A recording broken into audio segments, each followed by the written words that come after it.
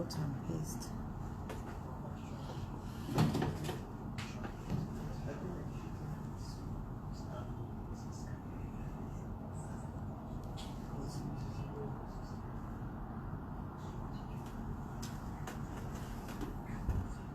That begins the tension there in Minnesota. That remains very, very serious.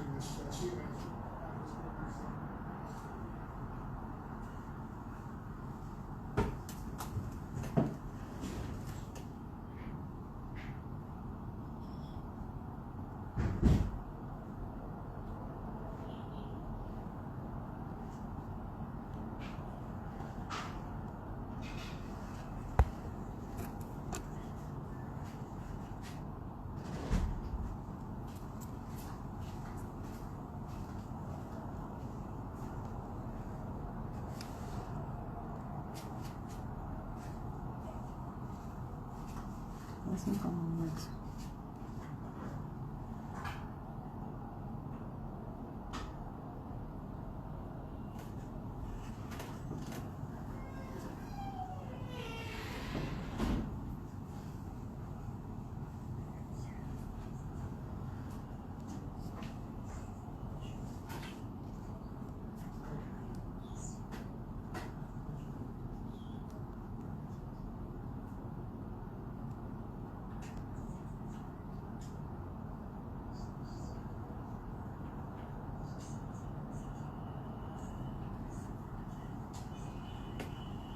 I'm just trying to reach our guest. Just give me a minute. Let me see if he's back on.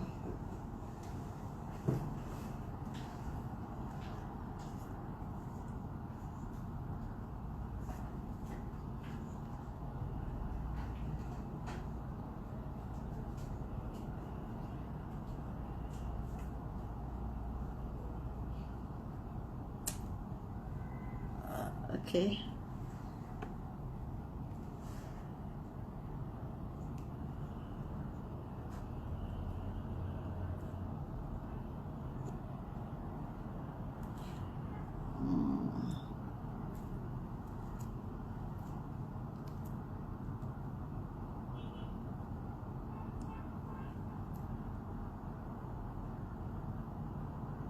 Yes, I see some people talking about the creativity session.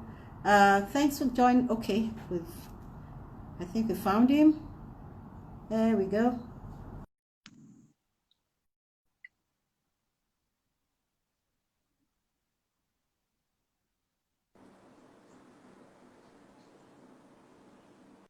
Welcome back.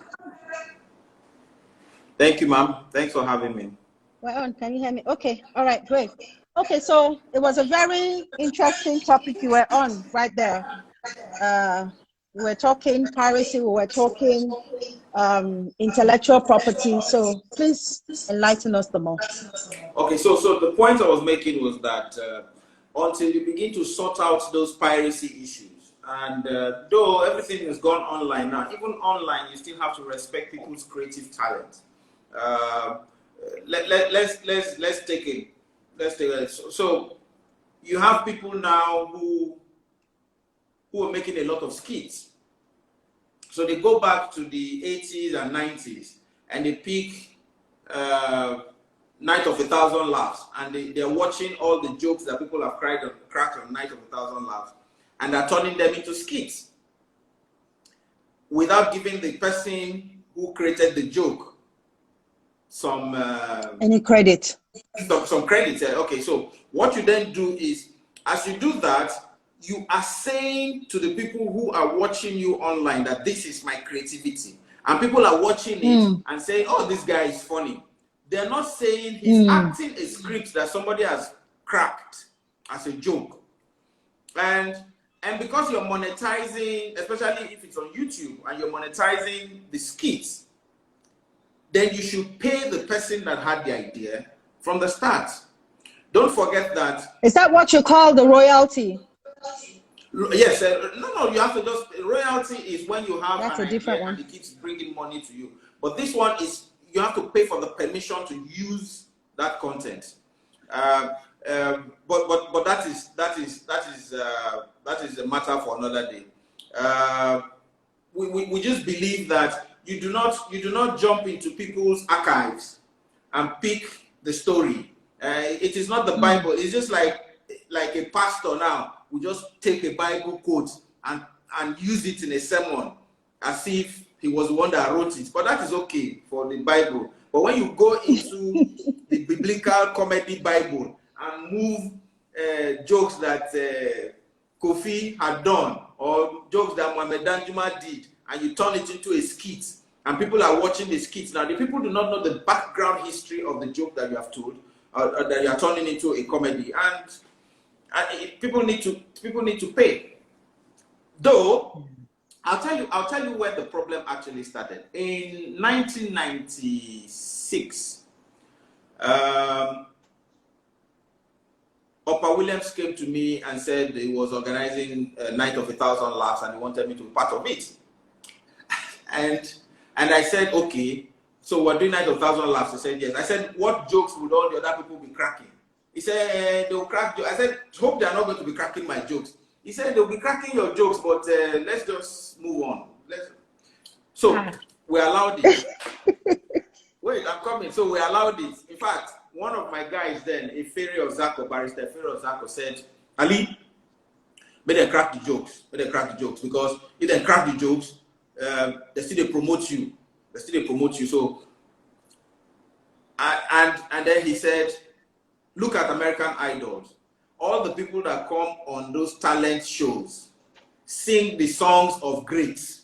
Whitney Houston, Anita Baker, Madonna, Michael Jackson, Teddy Pendergrass, George Benson. They sing songs of great people so that you can judge them to know whether they are good enough. Yeah. And I said, okay, fine, I'll take part. But you see, over the years, I was not taking part in Night of 1,000 Laughs, right? So if I perform at private events and I did jokes, and the jokes spread, and when Night of 1,000 Laughs comes again, some of the people that then were frequenting Night of 1,000 Laughs will go tell the jokes on Night of 1,000 Laughs. It does not make them own the joke. The fact that I created the joke and I had not performed it on Night of 1,000 Laughs, and you take the jokes and go perform it on Night of 1,000 Laughs, doesn't make you funnier than me. It just means that you're a thief. And you're not giving credit to the person that owned the joke. I'll give you another example. It is like saying, so like when I went to America to go perform, and though I did some of the jokes I did, new ones, somebody told me one time, oh, I've heard this joke before. I said, oh, okay. I said, that's true. I said, that's why I didn't come to America, because my jokes had reached here before me. Because there are people who have come to tell people the jokes before me. It's appalling sometimes when you go to an event and you listen to someone is telling, maybe like you listen to 4 or 5 comedians on stage, and 5 of them have told jokes that you told like way back, right? And some of them even want to lay claims to it. Then you now tell them, some of them, when they start telling me jokes, I normally just shut them up. So the person says, bros, I said, tell me 5 jokes that are yours. And he says, there was this, and I said, that. Then I drop the punchline. And the guy is like, oh, I said, I created that joke. Then he starts to tell me another one. And then I drop the punchline. He said, oh, I said, no, that's Mohamed Danjuma's joke. Or he starts another joke and I drop the punchline. He said, I said, that's okay, Bakasi's joke. You see, people do not know that people created this joke. If you, like, which was why I started Spontaneity. Spontaneity is a show where somebody comes on and you give them a topic and the person has to make a joke out of it. It is like a la carte. You're creating the jokes a la carte right now. So if I tell you, if I give you a marker and I say do a joke about this marker, you have to do a joke about the marker. If I give you a joke, if I give you a topic and say broom, you have to do a joke about a broom. So most times, all the people that come to take part in Spontaneity, they are surprised to find that there are comedians that actually can make jokes on the spot. Yeah. Because some of them always come with appendages. They come with jokes that they carried and borrowed from different people, and are planning to come and tell them. But you see, the ones that are original and can create original jokes are the ones that do not have those platforms. Spontaneous. Yes, that are spontaneous. They don't have those platforms. So the one that is creative probably gets 2 or 3 people invite him to perform. The one that is not creative is borrowing everybody's joke to come and tell. And people are thinking that is the funniest person. So those are some of the things that need to be dealt with. The other one is fashion. Yeah. You know, fashion has to go online, because you're not going to have people come and watch your fashion shows anymore. So it has to go online. You also then need people who do, I think event planning will now take a new turn and a new twist. It will take a while for that to settle back in. And I spoke with there's a woman in who is a dealer in lace. While we were doing the filling of the questionnaires, and she said that she had just brought in about like 4 or 5 containers of fabrics. And usually by the time she's done 2 months, those containers were nearly gone. And so she will have like another 2 containers come in again, and another 3 containers like that. All through the year, she does about like 24 to 34 containers every year. But you see, with this pandemic, she's not doing any of those. She is not. And so how will she begin to sell her products online? If she sells the product online, where is the person wearing the clothes? Wearing clothes, yes. Well, are you going to buy the fabric, make it, wear it at home, take the pictures and show people? No. So it means that there's need for a lot of people to still just wait a bit. So the economy is going to be down for a while. There are sectors of the creative sector, the creative industry, that are contact sports. You must meet people. You must relate to people. The people who run spas and beauty clubs and beauty centers, you must make contact. Makeup artistry is not online. You can't make somebody up online. You can't barb somebody's hair online. You can't give somebody a body massage or acupuncture online.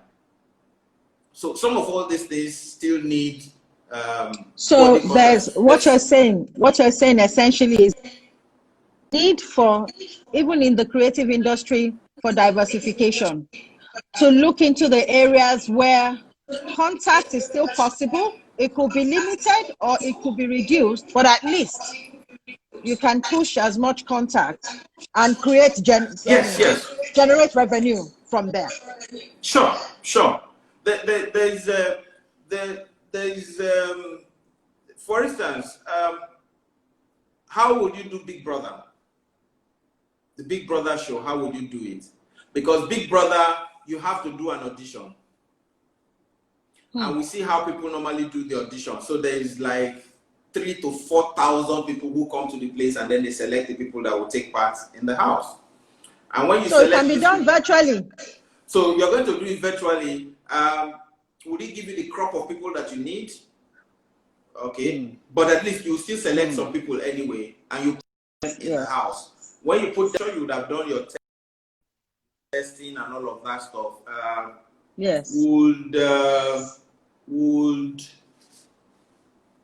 you would have done proper medical checks, all right, and probably kept them in like quarantine for 14 days to know that the people that are selected are not are COVID free. And then you put them in including the crew and everybody that will work on the production. That said, there are people who cannot get work right now. They're models, so you have to now create online catwalks and online runways. So because it is not actually their faces that we need to see. We need to see what they're wearing. It's what we're wearing, yes. What they're wearing. So they could still mask themselves and walk on a runway. As like you mentioned, limited number of people in the hall wherever they're doing the catwalking. Yeah. Even for movies, the number of crew members can be reduced. So director, the cameraman. So the cameraman has to be cinematographer, lighting, audio,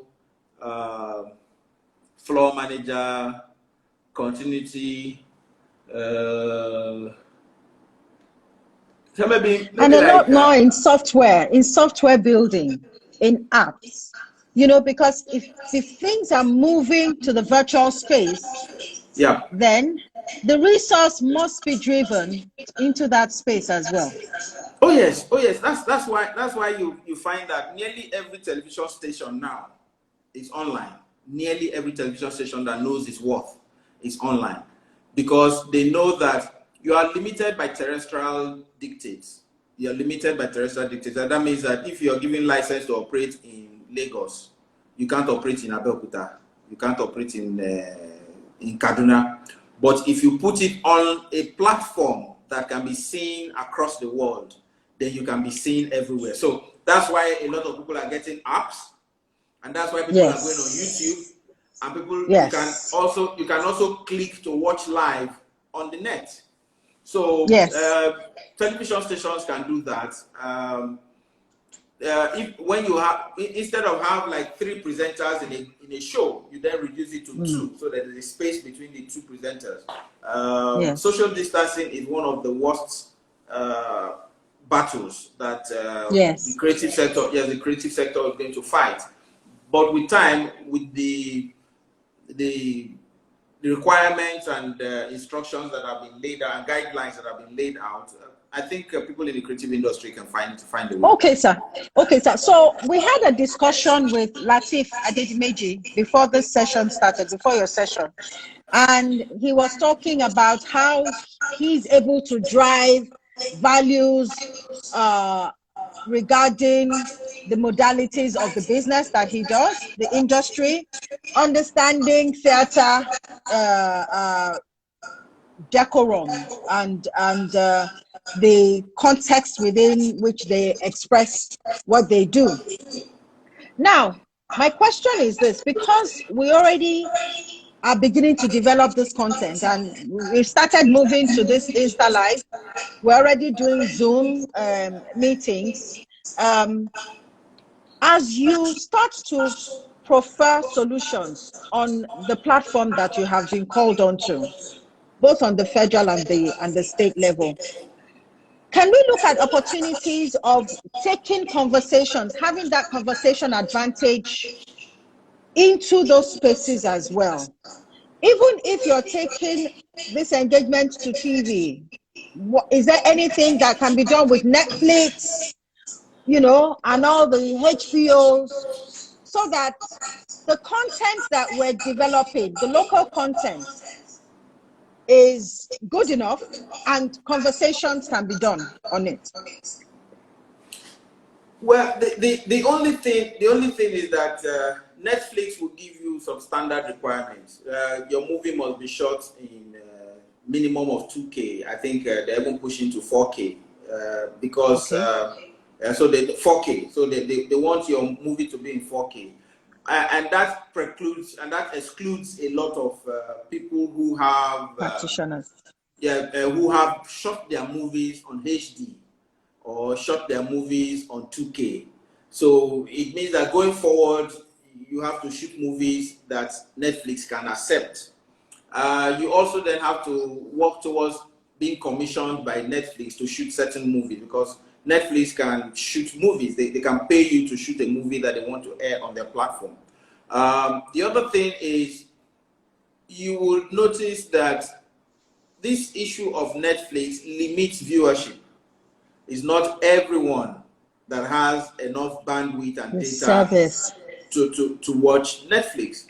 And so I'm also talking for local TV as well, or even our, because like I said, if you want to take it off from the physical connection to the virtual, then if you're going to take it, it means that your blockings for the people who act will be different from the blockings that you've been doing before.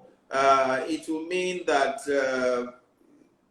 some romantic scenes will be cut. So some conversations are going to be phone conversations, and then some line deliveries are going to be on both sides of the living room. And so one person is on this side of the living room, the other person is on the other side. You take a long shot. So the medium shots that you normally would take, and cross shots that you take, reverse shots that you take for cinema would be different. I believe that the dynamics of shooting as directed by the cinematographer would define what people do. But above all, it is that people are beginning to adapt. Even now as we speak, there are some scenes of some of these movies that are being shot. Like if it is the scene that requires only one person on set, and if it is also the script that requires just two people on set, but they are on different sides, you can shoot one person on one side and the person moves out, and you shoot the other person on the other side. It will not show that, you will not know that the two people are not in the room at the same time. You will still think that the two of them were in the same room. So those kind of things can be applied. I believe that the Actors Guild and Directors Guild of Nigeria, Scriptwriters Association of Nigeria, are meeting and tweaking all of those so that they can work with. That's good to know. That's good to know.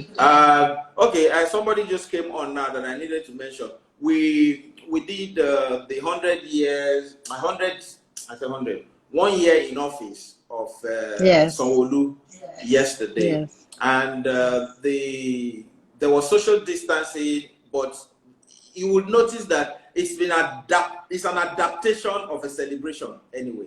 So ordinarily, we probably would have had a dinner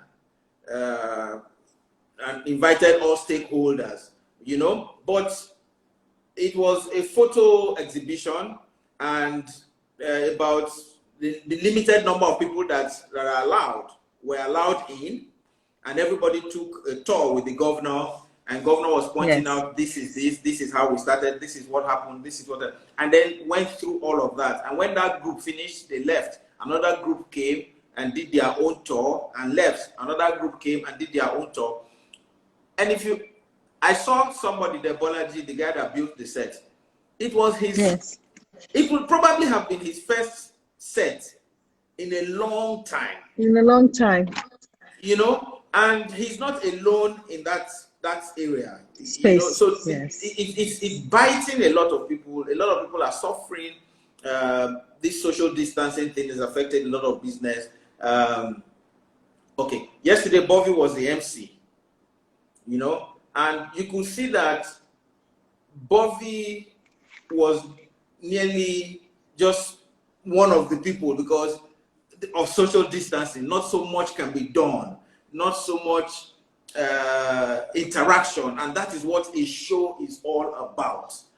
ECHO is for show. ECHO is not for social distancing. ECHO is for show. I know. And so we're beginning to adapt, and we'll adapt well.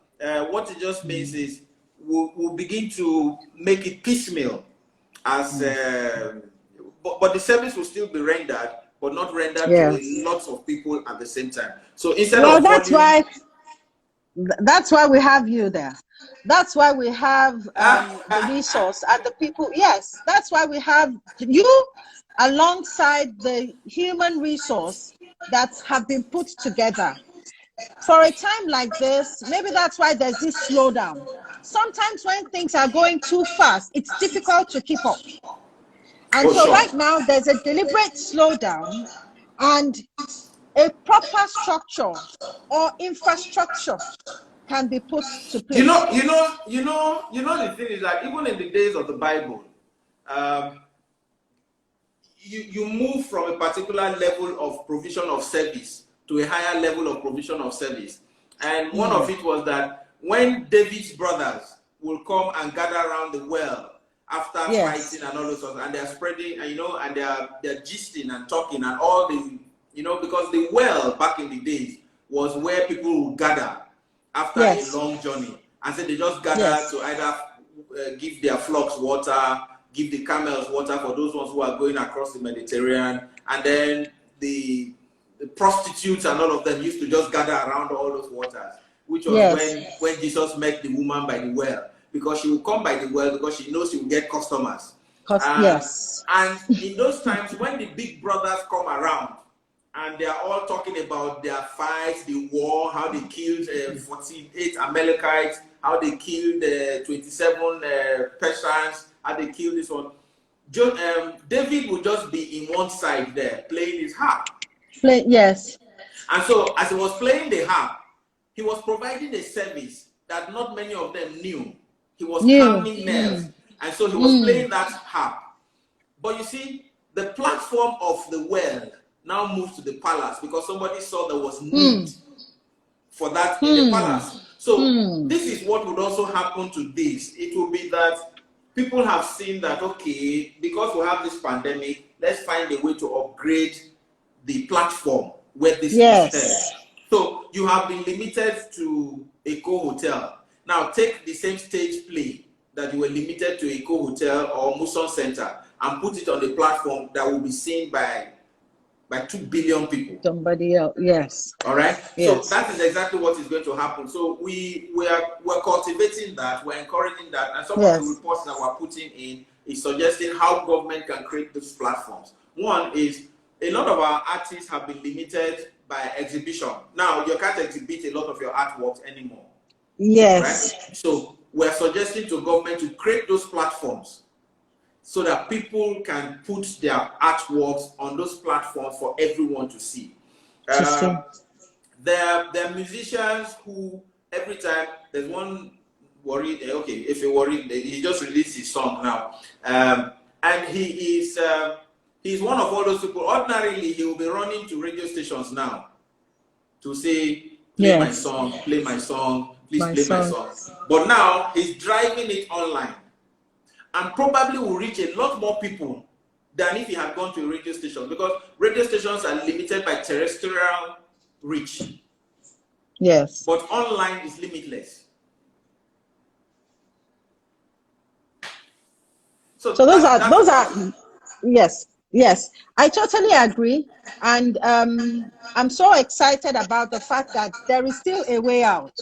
And the people who follow you would know and be able to understand that if they think outside of the box, there's still a way around it. It may not be smooth at takeoff, but eventually, as we begin to adjust ourselves, we will begin to adapt, and it's going to get better.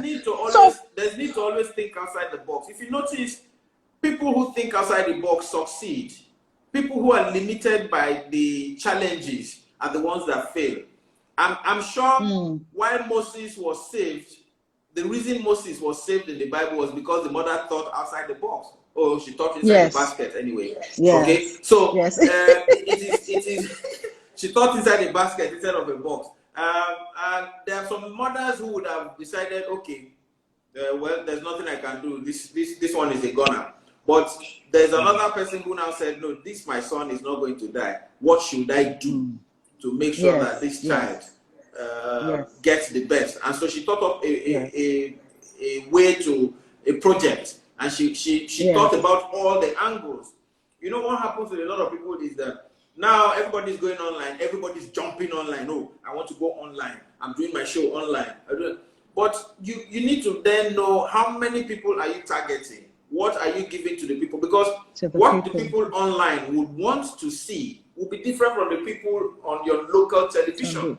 Yes. If you do not take into cognizance what the people online want, profiling them, you know, you have to take that into cognizance. So that is also one of the issues. Then the other thing is there's time zone difference as well. So I've mentioned this to our people.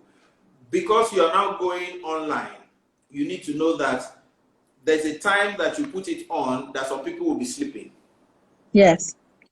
So you have to then work out a time that you will do a rerun. So while you are sleeping, those people will then see it. It is not just to create. There are some people who say, oh, I want to do a Zoom meeting, and then you do the Zoom meeting, and after like 20-30 minutes, the person has run out of content, and is waiting for questions so that he can answer the questions. But if you're going to do a Zoom class, you should be able to have, if you want to do a Zoom class, you should be able to have like 2-3 hours of content that you want to give to the people, so that when they then ask questions, you can do another 1 hour, and so you're not exhausted. You know, but we would apply ourselves to all the platforms that are available: YouTube, Zoom, Instagram, Facebook. You know, Facebook video has been there for a long time. People have not actually woken up to it. There are other platforms there's Microsoft, who has a live platform as well. Skype also have a live video feed. There are different platforms. So all of it, we just take everything into. Somebody said TikTok.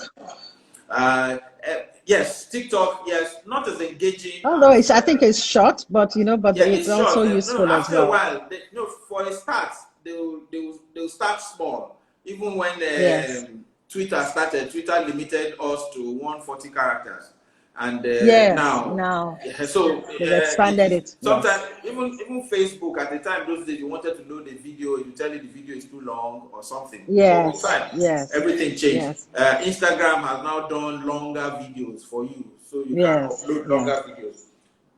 Well, good. Thank you so much. Thank you so much. I want to especially appreciate the work that you have done in the industry, in the comedy industry, especially with stand-up. I know that you started it off, and you were the pace setter in that space, and also the sense of collaboration that you have established in that industry. I'm hoping that can also be replicated in, I see that a lot also in the music industry, but we're yet to see a lot more dominating the movies industry as well. Because I think that if they do that, there's still a lot of milestone that they can achieve just by collaborating. That hasn't really been prevalent. That hasn't been prevalent yet. But we want to once again appreciate you for being that visionary, and seeing that future and bringing it to bear today. And it's rightfully done that you have been made the chairman of that committee, and that I was personally excited when I heard about the one from the Lagos State, that you're also part of the team. We're looking forward to the stones that you're going to be turning over and the things that you're going to be doing to revolutionize the space again for us. A lot of your people are here. I see Open Event. I see Laugh Up. They're saying hello to you. I think Laugh Up is caught up in Ghana, so he's not in Nigeria for now. Oh, really? He's joining us. Yes, he's in Ghana. Okay. So, do you have bigger plans for the stand-up comedy space? Yes, we're working on taking virtual comedy, which is the virtual stand-up comedy. So we're working to have virtual stand-up comedy like this. People can join a comedy club and just watch stand-up performances from about like 4 or 5 comedians who will be weighing. Very good. Stand-up. The Zoom stand-up club will start very soon. Where you have like 4 or 5 comedians who will be on live, and the spontaneity will also be going online, because we want to get the people who will take part in the January 1st concert. But we're good. We're working towards it. Yes. Oh, thank you so much. Simply Saka is there. Yes. Yeah. It's not simple. It's Saka. It's not simple. Agba Saka. Well, Saka was 15 years old during First Act 77. I think 15 or 20 years old during First Act 77. Wow. He's not our mate at all. Wow. In fact, he and I think I think Baba Salah was like 2 years ahead of him in primary school. Oh, wow. yeah, so he's our Egbon, and we recognize Thank you him. so much for joining and for coming in, for joining in. Thank you, sir. Thank you so much, my darling Egbon. You are the thank you best. so much. Thanks You for know, having me. Thank you. I really appreciate. We have learned so much. A new dimension, a new perspective. I think that this cleansing thing has to start from a mind orientation. I may have asked the question, maybe they didn't know, or we didn't know at that time. Our elders didn't know that this is a gem, this is a treasure where it is that we can begin to build. But maybe now that the oil is going, we can begin to look inside and find where the true wealth is. You know, Thank you. anything that is Thank you so beyond human resource, you know, we are ourselves the gem. We are ourselves the treasure. It's inside of us. And those facilities are there, you know, we shouldn't let them waste away. So we appeal and we beg you to please help them to look into exploring and exploiting the infrastructure and the edifices and the facilities that are around. Lagos State has over five different cinemas right now that has been built. You know, sure. I think that there are ways that those things can be effectively utilized and prioritized in the industry, and we can, you know, maximize as much as possible those Thank you so spaces. much. Thank you, ma'am. Thank you. I really Thank you. appreciate. Thank you so much. Have a wonderful day. We're going to Thank have you. another session again like this at 2 p.m. with Desmond Elliott. We're going to be talking from the government perspective into the tourism industry. So please be on the lookout. Thank you all for joining in. Have a wonderful day. Thank you all my friends for joining in. God bless you all. I see Nike. I see my brother. I see. Thank you, AY. God bless you. Have a wonderful day. Bye for now.